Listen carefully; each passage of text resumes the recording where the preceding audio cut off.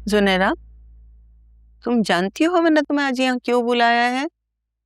जी, आपने मुझे यहाँ बात करने के लिए बुलाया है और मैं चाहती हूँ कि आप खुल के बात करें। फिर तुम ये भी जानती होगे कि हमारे दिल में क्या चल रहा है।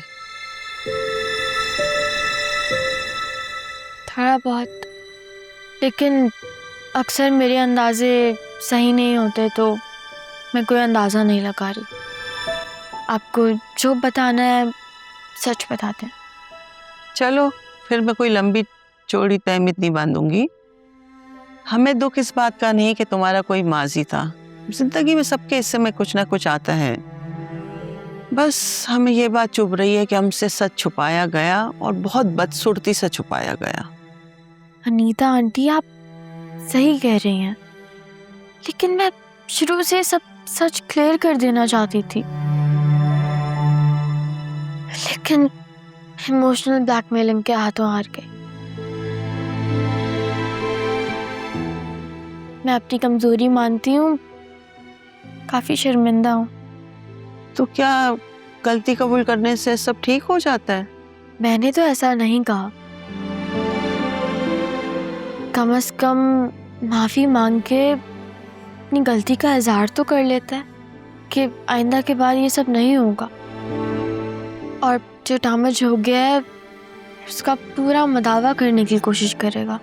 इम्प्रेसिव।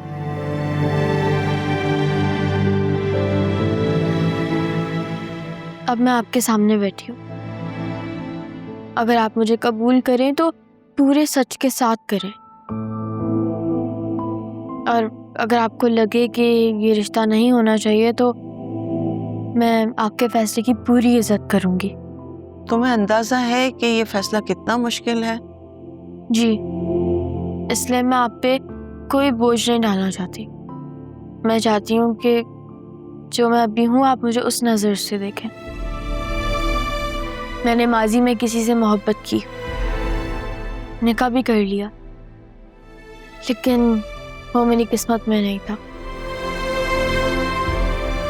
लेकिन अब जो आपका फैसला होगा वही मेरा फ्यूचर डिसाइड करेगा। सुनेरा, रिश्ते इज्जत की बुनियाद पे खड़े रहते हैं, और इज्जत सच्चाई से आती है, और इसी सच का सामना करने मैं आपके साथ यहाँ बैठी हूँ। अगर हम तुम्हें इस घर में लेकर आए तो तुम इस रिश्ते को कैसे निभाओगी? मैं आपको कभी भी ये महसूस नहीं होने दूंगी कि आपने एक गलत फैसला किया। मैं अपनी पूरी नेक नियति और एहतराम के साथ आपका घर अपना घर समझूंगी।